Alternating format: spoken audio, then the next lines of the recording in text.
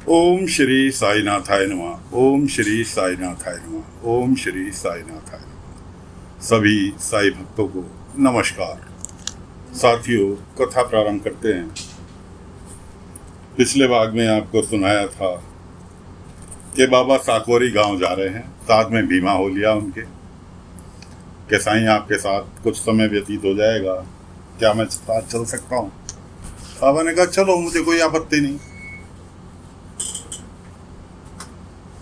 तो बाबा पहुंचे साकोरी गांव। बाबा ने राघव, जिसे कि दास बना लिया कुलकर्णी ने, उसको कहा था कि साकोरी गांव के पास बाहर एक तालाब है, तालाब के पास हनुमान जी का मंदिर है, वहां तुझे हर शनिवार को तेल चढ़ा के आना है।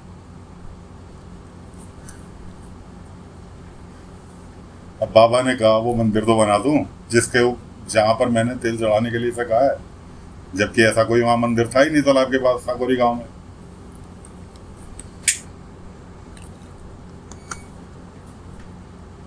भगवान हमेशा नियम का पाबंद है। जो व्यक्ति भगवान को नियम से पूजन सेवन करता है, पूजन प्रवचन आराधना करता है, भगवान उससे बहुत प्रसन्न होते हैं। और बाबा सिर्फ यही उससे कराना चाह रहे थे। अब बाबा पहुंचते हैं साकोरी गांव।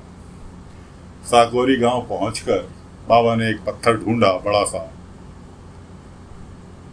उसको तालाब के पानी से धोया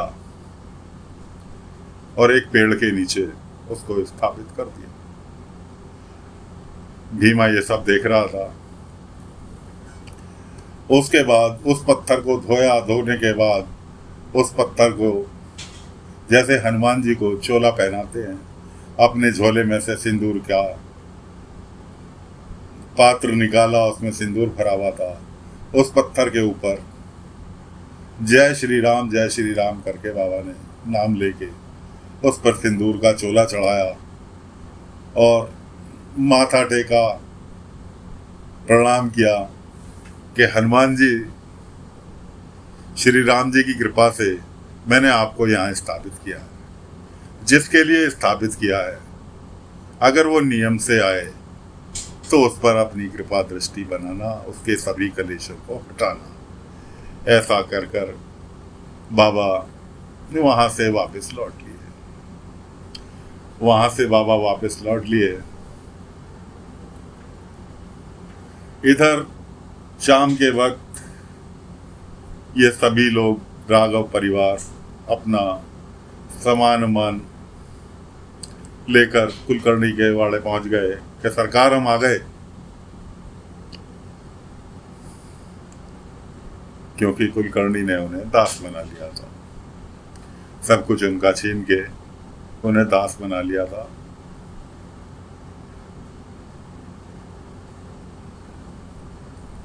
कुलकर्णी की पत्नी कहने लगी कि ये लोग भूखे होंगे, इनके लिए कुछ भोजन की व्यवस्था। कुलकर्णी ने अपनी पत्नी को कहा, नहीं, कोई भोजन नहीं, कल से ये काम करेंगे, कल से ही इन्हें भोजन मिलेगा। बेचारे भूखे प्यासे झोपड़ी में पहुंच गए।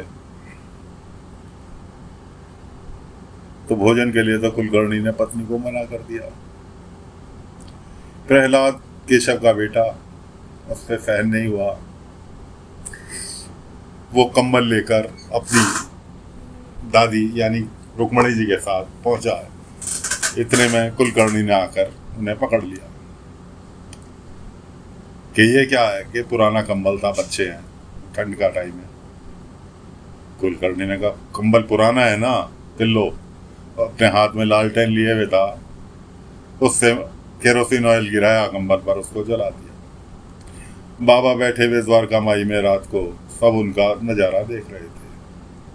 भीमा भी उनके साथ ही था, क्योंकि उनके साथ ही लौट कर आया था। भीमा कहने लगा, साईं आराम कर लो, आपके आराम की मैंने व्यवस्था कर दी है, बिस्तर वगैरह आपका लगा दिया झूले पर। बाबा की तरफ देखा, बाबा से कहने लगा कि साईं आपके चेहरे पर बहुत उदासी है, क्या कारण है? बाबा ने कहा, अगर बाबा कि मेरा कोई भक्त, मेरे पर विश्वास करने वाला अगर दुखी होगा तो मैं कैसे सुखी रह सकता हूँ?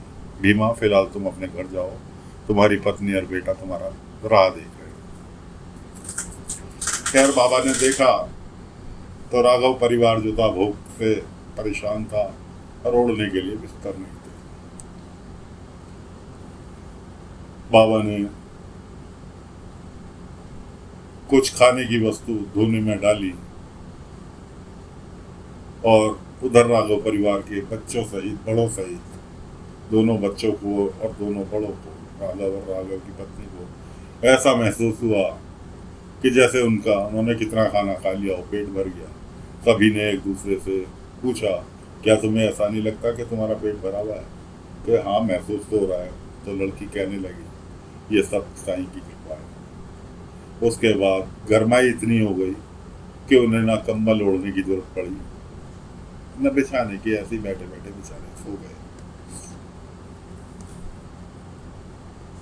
उधर केशव अपने बाप से भिड़ गया कि मैं देता हूं, कितने पैसे इसने कर्जा लिया था, मैं देता हूं। तो कुलकर्णी कहने लगा, पहले तू मेरा वो कर्जा दे जो मैंने तेरी पढ़ाई पर, तेरे को पढ़ा होने तक 50,000 रुपये तुझे विलायत भेजने में खर्च किए थे। पहले तू मेरा वो कर्जा दे, उसके बाद इसका कर्जा दे। तू किसका कर्जा देगा? जो कुछ है तेरे पास है वो मेरा ही दिया हुआ तो है, कि पहले तू मेरा वो कर्जा चुकता दे, उसके बाद इनके कर्जे की बात करेगा। केशव बेचारा कसम आकर रह गया कुछ, क्योंकि वो बोलने लायक नहीं था। इधर बाबा अगले दिन सवेरे ये दोनों पति पत्नी सेवा के लिए पहुंच गए कुलकर्णी के यहाँ, कि बताओ सरकार, हम आपके दास हैं, क्या करें।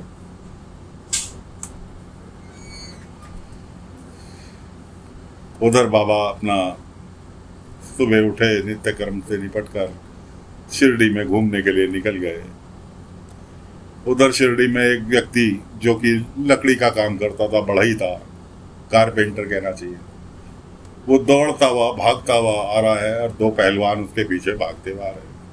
आकर शिरडी का ही रहने वाला था वो बढ़ई, वो शिरडी में गिरा, लड़खड़ा कर गिर गया और उसके उन्होंने लठियों से पिटाई चालू कर दी। इधर तात्या, भीमा, केशव ये सभी इकट्ठे हो गए। रोका तो पहलवानों ने कहा कि तुम इसको बचाव करोगे, तुम भी पिटना चाहते हो? हम साकोरी गांव के पहलवान हैं, हम पर मुखिया का हाथ है, हम तो ऐसे ही करेंगे, ये हमारा मुजरिम है, इसलिए हम तो इसे पीटेंगे, जो बीच में आएगा वो भी पीटेगा। 2-4 लठियाँ मारी, इतने में बाबा को ध्यान आया। बाबा भागते हुए वहां पहुंचे। बाबा ने कहा, ठहरो। पहलवान ठहर गए। बाबा ने कहा, क्यों मार रहे हो? तो बड़ा ही कहने लगा, साईं इन्होंने ऐसे ऐसे मेरे से अपने घर पर काम कराया था और 15 रुपये मेहनताना तय हुआ था। मैंने जब मेहनताना मांगा तो इन्होंने मुझे पीटना चालू कर दिया। मैं बड़ी मुश्किल में भागता हुआ आया तो ये मेरे पीछे पीछे भाग आए। कहने लगे, ये फकीर बचाएगा, इसे तो एक फूंक मार के उड़ा देंगे। अरे यकीन नहीं हो तो हमसे कुश्ती लड़ ले, अगर ये फकीर जीत गया तो हम इसे डबल पैसे देंगे, और अगर फकीर हार गया हमसे तो फकीर को हमारी जिंदगी भर गुलामी करनी होगी। बोल, फकीर मंजूर है या हम इसे मारना चालू करें? अगर इसे बचाना है तो ये शर्त है। बाबा ने कहा, मुझे मंजूर है। तात्या कहने लगा, साईं। बाबा ने हाथ दिखाया, शांत रहो। बाबा ने उनसे पहलवानों से कहा, भाई तुम लोग, मैं तो आराम करके आ रहा हूँ, घूमने के लिए निकला हूँ, बिल्कुल स्वस्थ हूँ। तुम लोग साकोरी गांव से इसके पीछे पीछे भागते हुए आ रहे हो, थक गए होगे, कुछ जलपान कर लो तो तुम्हारे अंदर वापस एनर्जी आ जाएगी पहलवानी वाली, तब मेरे से कुश्ती कर लेना, मैं तैयार हूँ, मैं कहीं नहीं जा रहा। उनके हाथ में गन्ने थे, दोनों के गन्ने से पिटाई कर रहे थे। लठिया की जगह लंबे लंबे गन्ने ले रखे थे कि तुम्हारे हाथ में जो गन्ने हैं ये दोनों मुझे दे दो, मैं तुम्हें इनका रस निकाल कर पिलाता हूँ, उसके बाद फिर लड़ लेना, मैं कहीं भागा जा रहा हूँ। उन्होंने एक दूसरे की तरफ को देखा और मुस्कुराने लगे कि फकीर तो वास्तव में पागल हो गया। बाबा ने दोनों के हाथ से गन्ने ले लिए। बाबा से कहने लगे, रस कैसे निकालेगा? बाबा ने पड़ोस में एक महिला खड़ी थी, उनसे कहा एक मटकी मिलेगी छोटी सी? महिला ने कहा हाँ साईं, अभी लाई। महिला ने बाबा के आगे एक छोटी सी मटकी मट्टी की ला के रख दी। बाबा ने आराम से एक पत्थर पे बैठ गए, दोनों गन्नों को 2 टुकड़ों में बांटा, 4 टुकड़े हो गए। अब बाबा ने जो उनका रस निकालना चालू किया, बिना किसी मशीन के हाथ से ही गन्ने को ऐसा बेटा, ऊपर वाले को याद करके कि मटकी भर गई 2 गन्नों के रस से। अब हाथ से गन्ने का रस निकालते हुए देख के दोनों पहलवानों की हवा खराब हो गई कि हम तो जिसे फकीर समझ रहे थे, जिसे एक बुढ़ा समझ रहे थे, वो तो कुछ कोई दिव्य आत्मा है जिसने हाथ से मरोड़ के गन्ने का रस निकाल दिया, जो कि इस दुनिया में किसी के लिए भी असंभव कार्य। दोनों बाबा के पैरों में गिर गए कि साईं, हमसे बहुत बड़ी गलती हो गई, हमें क्षमा कर दो, हम आपको एक साधारण इंसान समझ बैठे थे, हमें माफ़ कर दो। बाबा ने कहा मुझसे माफ़ी मत मांगो, माफ़ी मांगनी है तो जिससे मांगो जिसका तुमने नुकसान किया। वो दोनों उस बढ़ई के पास गए, हाथ जोड़कर उससे माफ़ी मांगी और उसे 30 रुपए दिए और कहा कि ये 30 रुपए इसलिए नहीं दे रहे कि हम हार गए या हम डर के मारे दे रहे हैं, ये हम इस 30 रुपए तुम्हें इसलिए दे रहे हैं कि जो काम 15 में तय हुआ था वो हम समझते हैं कि काम 30 रुपए का है, तुमने बहुत ईमानदारी से काम किया और ये लो अपना मेहनताना 30 रुपए, और हम दिल से तुमसे क्षमा मांगते हैं।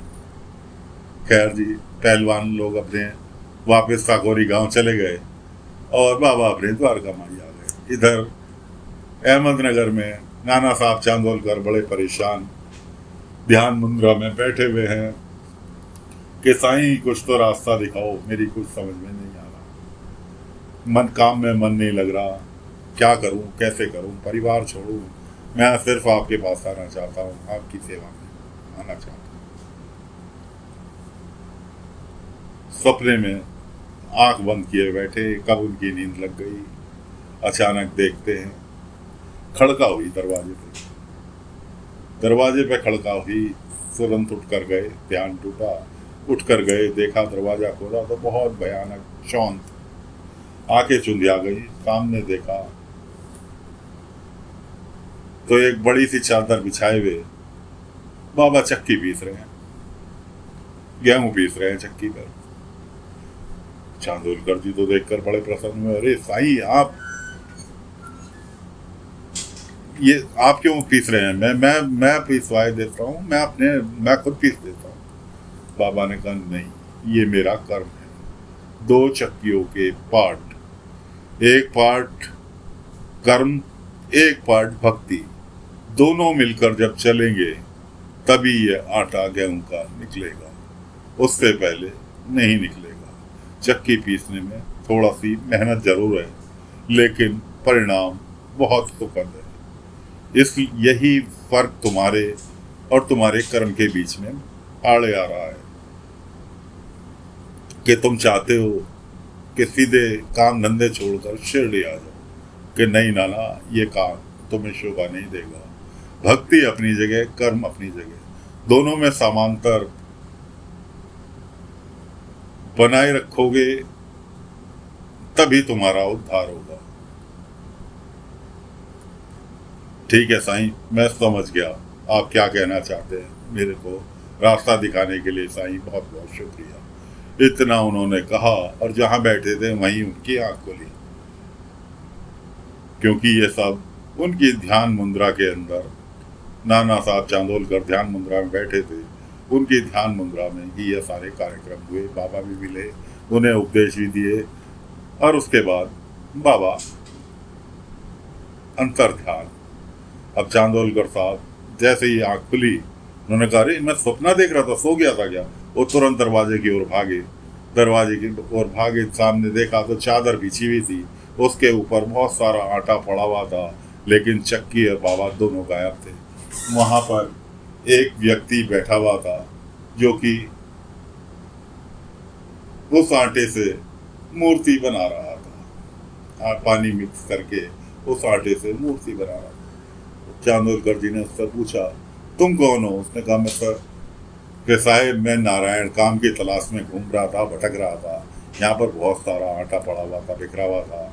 उसके ऊपर एक आकृति बनी हुई थी। उस आकृति को देखते हुए मैं यहाँ बैठ गया और मैंने इस आटे के रूप में उस आटे को पानी से मिक्स करके मैंने ये आकृति बनाई। जो आकृति ये देखिए। चांदोलकर साहब ने देखा। उन्होंने कहा, अरे कोई नहीं मोर, ये साईं का चमत्कार था, तुझे नहीं पता। अब उसे बेचारे को कहाँ पता कि कौन साईं, कैसे साईं है। तो जो साईं को जानता है वही साईं के बारे में सोचता है, वही उसे ही साईं याद आते हैं, उसे ही साईं की छवि दिखाई देती है। चांदोलकर जी ने बाबा का शुक्रिया अदा किया कि साईं बहुत बहुत शुक्रिया मेरा मार्गदर्शन करने के लिए। इसी प्रकार आपका मार्गदर्शन ताउम्र चाहता हूँ, मुझे अपनी शरण में ले लो।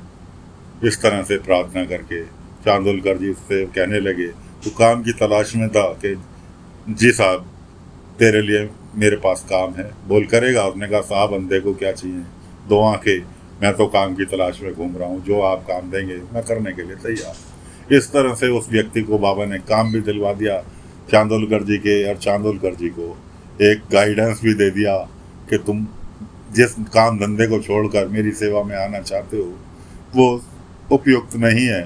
काम धंधे के साथ साथ काम धंधा अपनी जगह, भक्ति अपनी जगह, दोनों में